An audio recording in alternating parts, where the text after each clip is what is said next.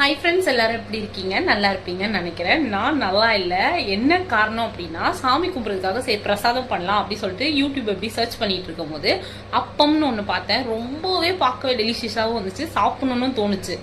ஓகேவா, அதே ப்ரொசீஜர் அதே மாதிரி தான் நான் பண்ணேன். ஆனால் எனக்கு என்ன நிலைமைன்னு பாருங்க. அவங்க இப்படி தாங்க கொதிக்கிற எண்ணெயில் சுட்டு, அதாவது மாவு ஊற்றி ஊற்றி கம்மியாயிடுச்சு. இந்த மாதிரி மாவு ப்ரொசீஜர் போட்டு பண்ண சொன்னாங்கங்க. அழகாக பண்ணங்க. கடைசியில் என்னோட நிலவரம் என்ன தெரியுமா? இதாங்க நான் சுட்ட அப்பம். இதை சாப்பிட்டா நமக்கு பிடிச்சவங்க கூட நம்மளை விட்டு ஓடிடுவாங்க, அந்த ரேஞ்சில் தான் இருக்குது. ஆனால் அதுக்கு பதிலாக இன்னும் கொஞ்சம் என்னோட கைத்திறமை, அதாவது கொஞ்சம் அரிசி மாவு மிக்ஸ் பண்ணி ஏதோ கரைச்சி, ஆனால் இனிப்பாக இருக்குமா என்னன்னுலாம் தெரியல.